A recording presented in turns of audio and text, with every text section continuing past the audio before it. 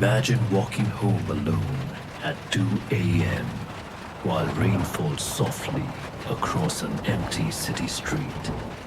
No cars, no people, just the sound of your footsteps and distant thunder somewhere above the buildings. Then you notice a tall man standing beneath a flickering street lamp at the end of the road, smiling at you. At first, you think he's drunk, until he starts dancing toward you in complete silence, and somehow, every time the streetlight flickers, he's suddenly much closer than before. But before tonight's story begins, make sure every door and window around you is locked tightly. Turn off the lights. Stay close to the sound of the rain. And whatever you do tonight, if you ever see a smiling man dancing alone beneath a street lamp after midnight, don't smile back. You first saw him at 2:17 a.m. Not in a nightmare. Not in a video online. You saw him on a real street beneath real rain, while weak yellow streetlights flickered above empty sidewalks. Your car had broken down 3 blocks away, forcing you to walk home through the storm. The city felt unnaturally quiet, not peaceful, just empty in the wrong way. Rain slid down your hood while water rushed slowly along the curb beside your shoes. Then you heard humming somewhere ahead, soft, broken, almost cheerful. You stopped walking immediately. At the far end of the street, beneath a flickering street lamp, stood a tall, thin man wearing a dark suit soaked by rain. His head tilted upward slightly, while his arms hung loose at his sides. And he was smiling, not normal smiling. His grin stretched far too wide across his face, perfectly still, like someone pretending to understand happiness without ever feeling it. For several seconds, neither of you moved. Then the man suddenly stepped sideways. Then again. He wasn't walking. He was dancing. His movements looked smooth and graceful, but horribly unnatural at the same time. His feet slid silently across wet pavement, while his shoulders swayed slowly beneath the rain. You told yourself he was drunk. You told yourself he was harmless. Then the street lamp flickered once. Darkness swallowed the road for half a second, and when the light returned, the man stood much closer. Your stomach tightened instantly. The man slowly raised one hand and waved at you.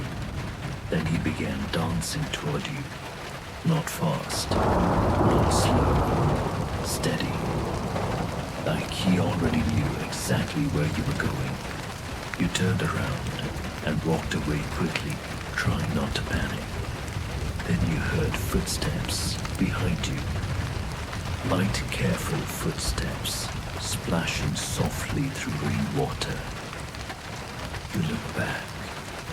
The smiling man had stopped in the middle of the road, watching you silently beneath the rain.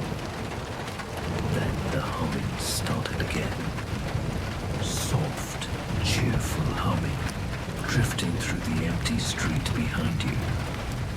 Your apartment sat only 2 blocks away, but suddenly the road ahead felt endless. You turned the next corner, desperately trying to lose him. Then your heart nearly stopped. The smiling man stood beneath the next street lamp waiting for you. There had been no alley, No shortcut. No possible way he could have reached that street before you. He slowly lifted one finger and pointed directly toward you. Then toward the pavement beside him. Like he wanted you to join him. You backed away instinctively. His smile widened slightly, just enough to make your blood run cold. You ran. Rain exploded beneath your shoes while thunder shook the city around you. Behind you the humming stopped. Then came laughter. Soft at first, then louder, joyful laughter echoing across empty buildings. You reached your apartment building, breathless and shaking. You slammed the lobby door shut behind you and looked back through the rain-covered glass. The street outside stood empty. No man, no smile, only rain. Relief almost reached you before the elevator doors behind you slowly opened by themselves. You turned around. The elevator was empty, but written across the fogged mirror inside were 5 words traced by a wet finger. You should have danced back. You didn't sleep that night. Around 3:03 a.m., someone knocked softly on your apartment door. 3 slow knocks. Then silence. Another knock followed. Then a calm, cheerful voice whispered from the hallway outside. Are you still tired? Your blood froze instantly. The voice sounded soft, friendly even. You ran so fast, the voice whispered. That was beautiful. The doorknob turned slowly once, twice, then stopped. Soft laughter drifted beneath the door. Good, the voice said quietly. You know the second rule. The footsteps slowly moved away down the hallway. Before disappearing completely, the voice whispered one final sentence. Tomorrow night, you'll dance better. The next morning, you searched online desperately for answers. Most results looked like nonsense. Forum stories, urban legends, creepy videos. But buried inside one discussion thread, you found something terrifying. If you see the smiling man, don't run in straight lines. Don't stare at his face too long. Don't smile back. And never let him finish the dance. You kept reading. Apparently the creature didn't chase people like an animal. He played with them. He appeared ahead of victims instead of behind them. He mirrored movement. He fed on panic and rhythm. The more afraid someone became, the easier it was for him to control the dance.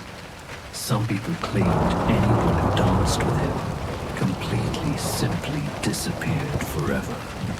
No bodies, no evidence, only wet footprints left behind in empty streets. That night, rain returned shortly after midnight. You locked every door inside the apartment and pushed furniture against the entrance. At exactly 2:17 a.m., the lights flickered weakly. Then the humming began outside your hallway. Soft, cheerful humming, drifting slowly closer. A shadow passed beneath your door. Then came 3 slow knocks. You learned mind aim. The voice whispered softly from outside. That makes this easier. Your phone suddenly turned on by itself across the room. Unknown number. One message appeared on the screen. Rule 1. Don't run first. Another followed immediately. Rule 2. Don't look away last. Another. Rule 3. Never let the streetlights choose your path. Then the final message appeared. Rule 4. If he bows, bow back. The phone immediately died afterward. Outside your apartment, the hallway became completely silent. The next evening, you tried escaping the city before nightfall. You packed a bag and reached the bus terminal before sunset. For a while, you convinced yourself maybe the nightmare was over. Then you heard humming across the street. The smiling man stood beneath a bus stop sign, smiling directly toward you, while crowds moved around him completely unaware. He slowly bowed toward you. You remembered the final rule. If he bows, bow back. Trembling violently, you bowed your head slightly. For the first time, his smile twitched strangely. Then he clapped softly 3 times, while the arriving bus suddenly drove away without stopping. Moments later, a nearby payphone began ringing. No one else reacted to it. You answered slowly. A woman's voice whispered through heavy static. You bowed. Good. That means he has to follow the old rules now. Her name was Claire.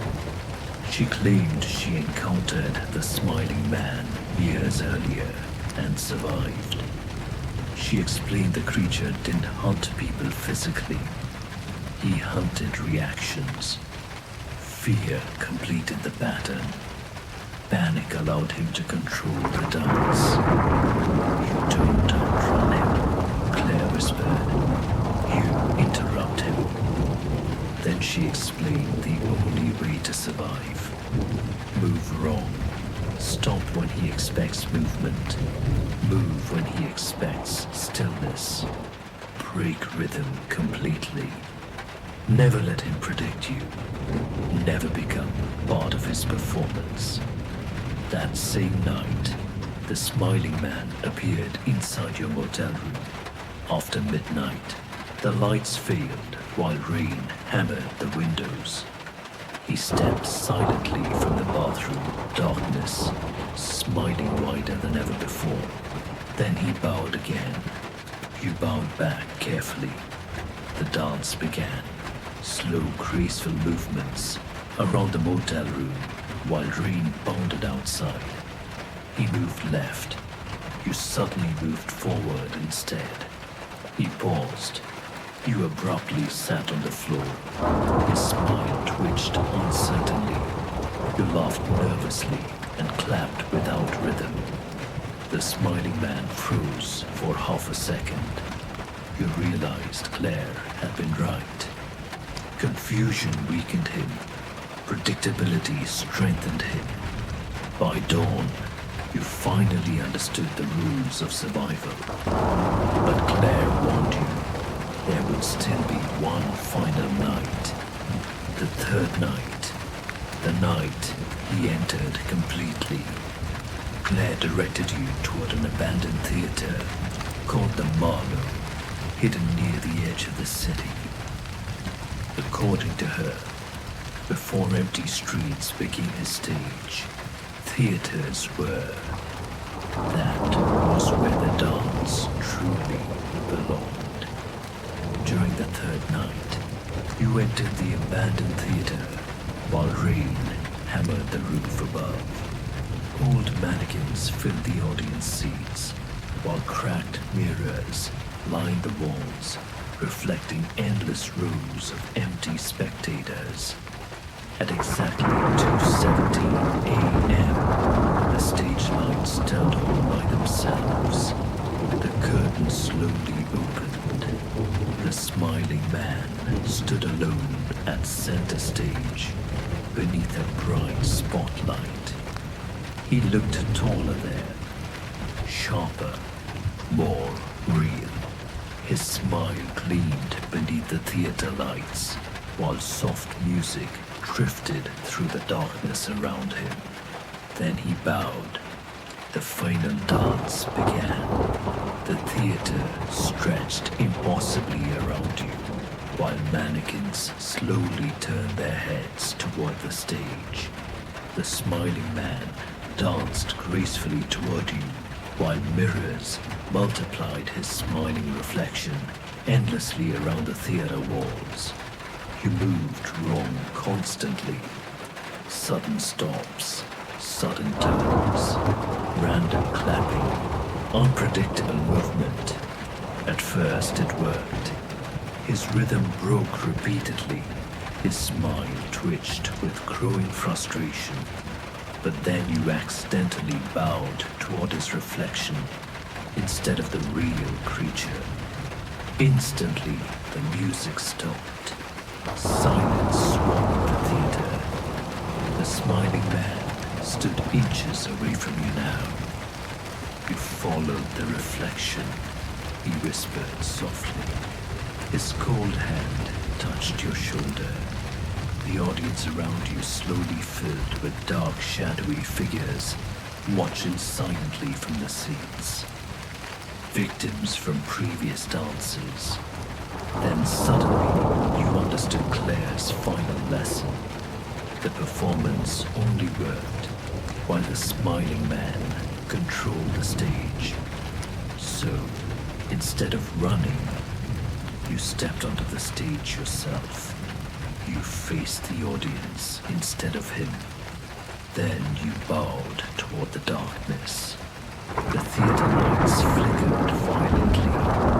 The mirrors stopped reflecting him. For the first time, his smile began trembling unnaturally. His body jerked awkwardly, like a puppet losing control of its strings. You realized the truth then. The smiling man wasn't a creature. He was a performance.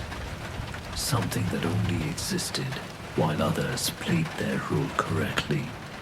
And you had broken the performance. One by one, the mirrors shattered around the theater. The mannequins collapsed into the seats.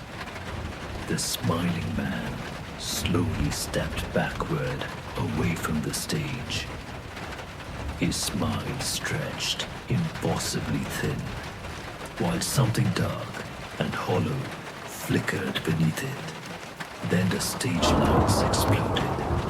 When you woke the next morning, police found you lying unconscious outside the abandoned theater beneath heavy rain.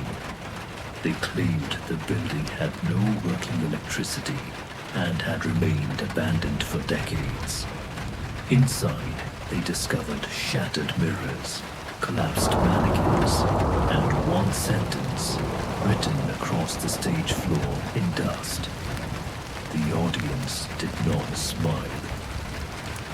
You never saw the smiling man again, not fully, but sometimes during storms you still hear faint humming drifting across empty streets after midnight. Sometimes a street lamp flickers just before you walk beneath it, and sometimes, in dark reflections behind you, you still see a tall, smiling figure standing motionless beneath the rain, waiting patiently for someone else to continue the dance.